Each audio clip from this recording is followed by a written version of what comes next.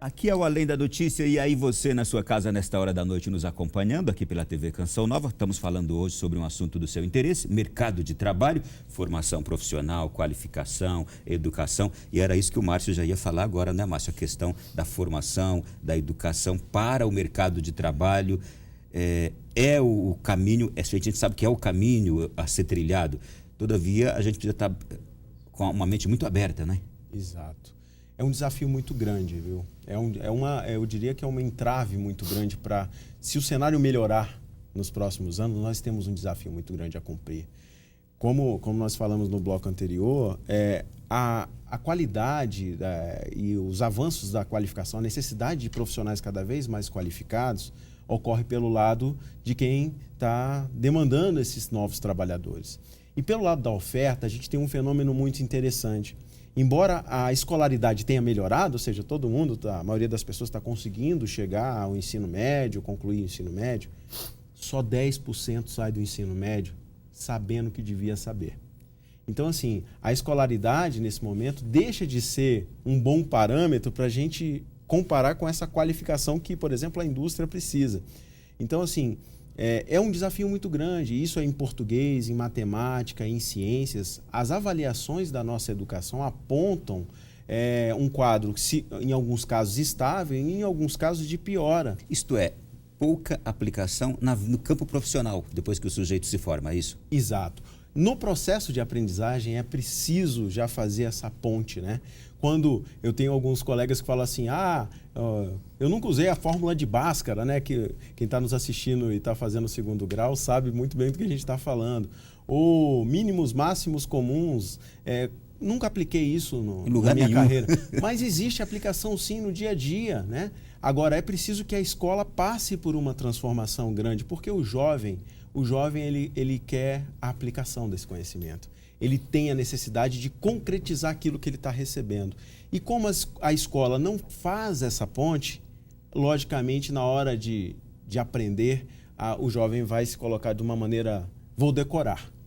Eu posso falar uma outra coisa? A escolarização é importante, um curso superior é importantíssimo, mas não de qualquer jeito, concorda, Thiago? Não qualquer curso superior também, não é? Com certeza. Isso é importante também para o pessoal que está nos assistindo ter em mente, né? A busca por melhores níveis de escolaridade, eu acho que é comum a todo brasileiro, e as estatísticas mostram que isso acaba de alguma forma se revertendo em salários melhores, em inserções melhores no mercado de trabalho. Mas, só voltando a um ponto que a gente também falou no bloco anterior, existem formas de se inserir no mercado de trabalho que não necessariamente passa pelo ensino superior. Então, a gente está vendo aí, nós temos vários entraves para deslanchar a questão da infraestrutura, e uma delas está ligada à oferta de trabalhadores aptos a trabalharem nesse setor. Por quê? O país ficou longas décadas sem investir em infraestrutura, a mão de obra que foi preparada e se qualificou para isso, for fazer outra coisa. Por exemplo, um engenheiro que virou taxista, porque você não tinha mais, passou longos períodos onde a construção civil, por exemplo, não erguia prédios. Então, o cara que era engenheiro lá nos anos 80, 90, ele virou taxista. E aí esse conhecimento você não recupera mais, é muito difícil, você perde esse conhecimento. Então, a retomada agora, por exemplo, das obras de infraestrutura, ou a tentativa de se retomar as obras de infraestrutura, passa por essa questão da mão de obra no setor que se perdeu ao longo do tempo. A gente pode dar uma mãozinha também agora, por exemplo, para o jovem que está pensando em fazer uma faculdade, um curso superior, e que topa qualquer faculdade, qualquer curso, e às vezes não vai ser o melhor para ele também. É positivo, não estamos falando contra, é positivo a busca do conhecimento. Mas às vezes a pessoa entra numa faculdade qualquer, sem grandes referências, e faz aquele curso, não vai adiantar de nada para ela. Não existe isso também? Existe.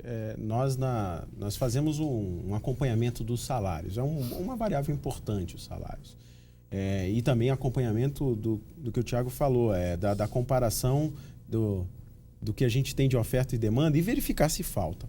Então, assim, é importante na hora da escolha, a gente sabe que quando o jovem tem que tomar decisão, ele nunca está muito preparado, ele não compreende o que é esse tal desse mundo, mercado de trabalho. Tem pouca informação hoje no nosso país. Existe a informação, isso é uma vantagem, mas pouca informação acessível para todo mundo. Saber, vem cá, onde é que precisa? Estão contratando mais determinado profissional? Qual é o salário que é pago? Né? Então, quando nós observamos, nós que ficamos olhando aí o mercado de trabalho, nós olhamos coisas assim, um soldador ou um mecânico de manutenção com uma determinada especialidade no setor de petróleo ganha muito mais do que um advogado. Né? Muito mais do que um professor, apesar que o professor é o grande problema da educação, né? O Thiago comentou que 10%, eu acho que é uma bandeira importante dos 10%, mas eu queria pegar pelo menos 3% e colocar na questão do professor, que é o ponto central dessa transformação da educação que a gente precisa. Então, existem regiões onde o salário vem crescendo muito. O Thiago estava falando da construção civil, o crescimento dos salários da construção civil, sobretudo de algumas profissões qualificadas, no caso da engenharia, o técnico em edificações, o técnico em infraestrutura, o armador de... Então, assim, são salários bastante diferenciados em relação a muitos cursos superiores. Né? Você tem hoje uma quantidade de faculdades que oferecem cursos que a gente brinca de cuspe e giz, porque não tem nenhum investimento, não tem um laboratório, e que acabam formando profissionais que vão ter dificuldade de exercer aquela função. Não é um desestímulo ao curso superior. Você é livre, faça o que você quiser da sua vida. Mas atenção para o mercado de trabalho, aberto também, com formação técnica que dá essas possibilidades gigantescas e melhores ainda. É um alerta, estamos abrindo aqui um horizonte para você pensar. Isso, porque o que acontece na Europa hoje, você tem uma coisa que eles chamam lá, um nome bonito, né, que é o over-education. Você tem uma parcela da população que se formou com ensino superior e que, na verdade, o que o mercado está pedindo são postos de trabalho com qualificação especializada. E aí tem uma dificuldade. Então, assim, nós estamos longe disso. Precisamos dar um salto. E eu confirmo o que você está falando, porque eu conheço muitos jovens espanhóis, italianos, que são formados, têm curso superior e estão desempregados. E há uma grande desocupação juvenil na Europa. E na França, sabe o que eles fazem?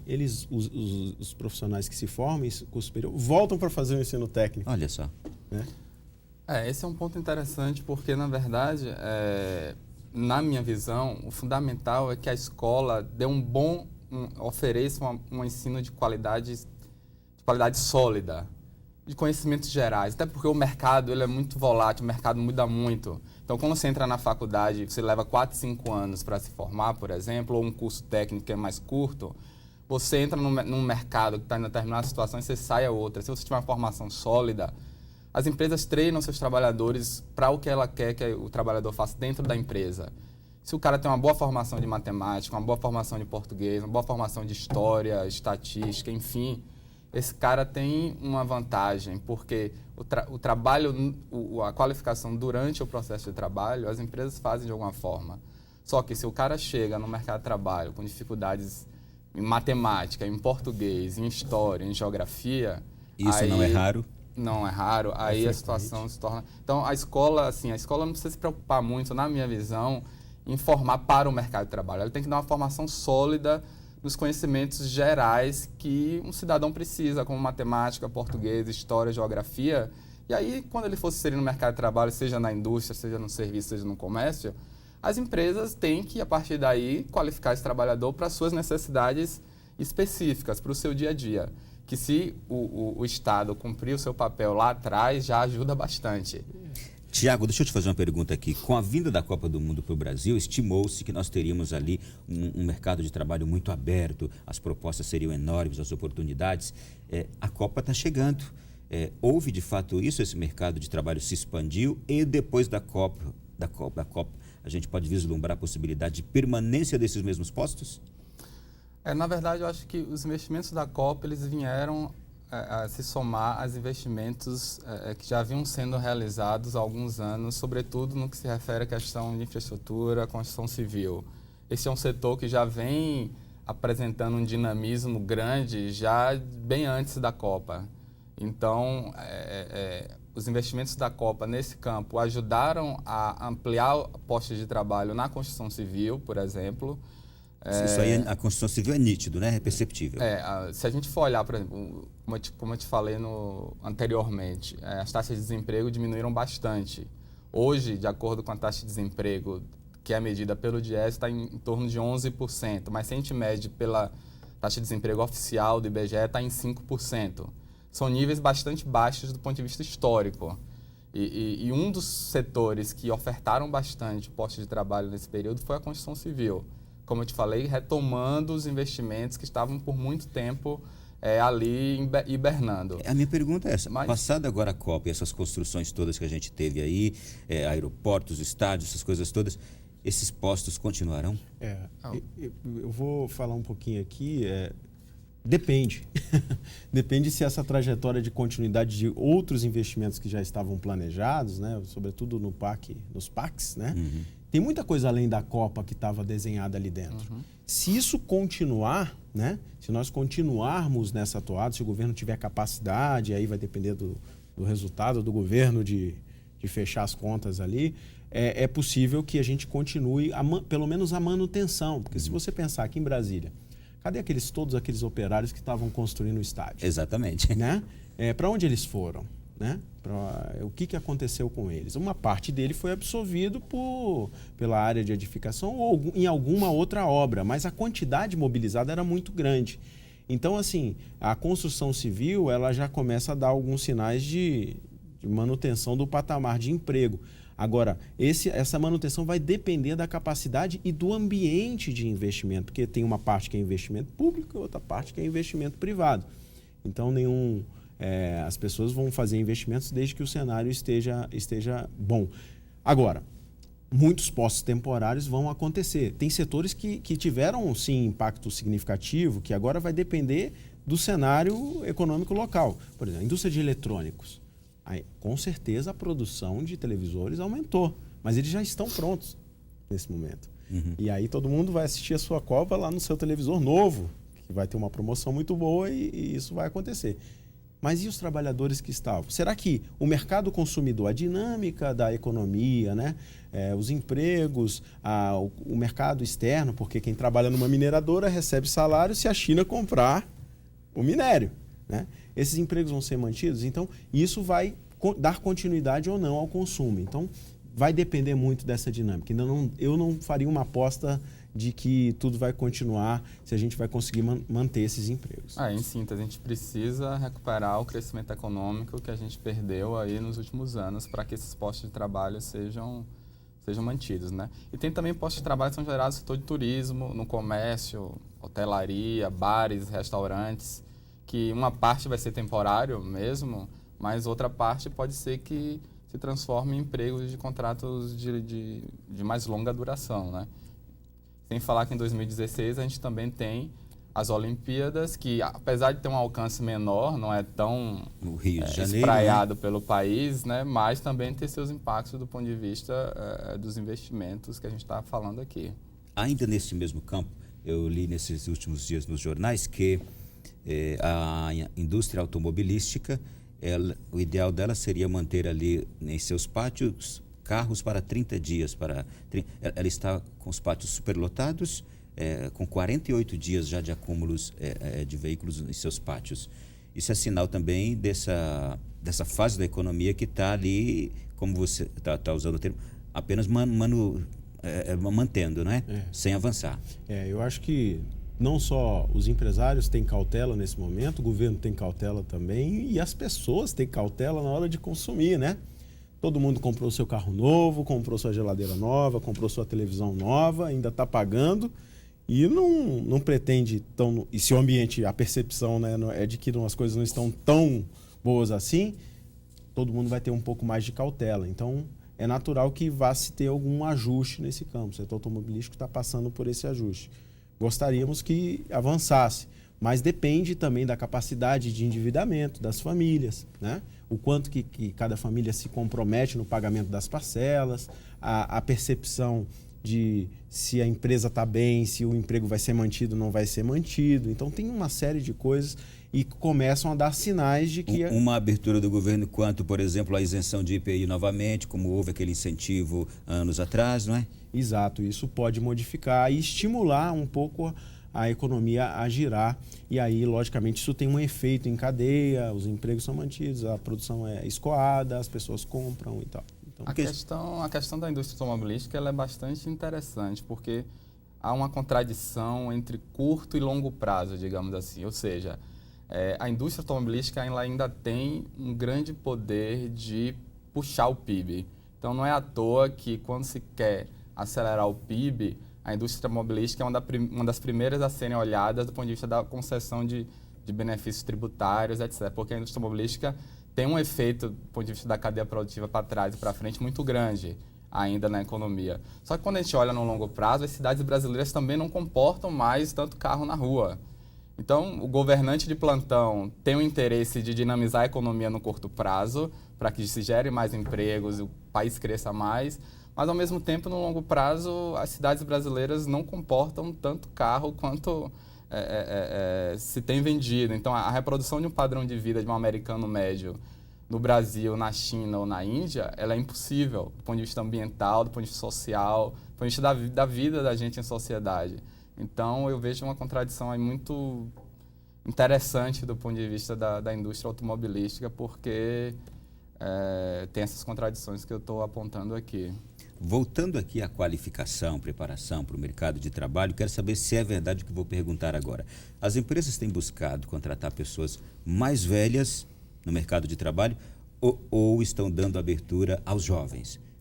A questão da juventude é crucial, ela é crucial. Se a gente não conseguir formar esses profissionais, a empresa tem dado oportunidade muito grande para os jovens. Tem sido difícil achar o jovem que está com qualificação, mesmo que qualificação mínima, né, que o Thiago colocou, né? Eu concordo com ele, a escola é a escola. O que a gente defende é que ela faça uma transposição do conhecimento, né? Quando ela entra no laboratório de química, ele seja capaz de saber que aquela reação química fabrica um pneu, fabrica um plástico. Mas esse efeito da escola acaba rebatendo. Então, assim, quando eu contrato um jovem e peço para ele escrever um relatório de ocorrências com uma determinada máquina, ele não consegue se comunicar através da escrita.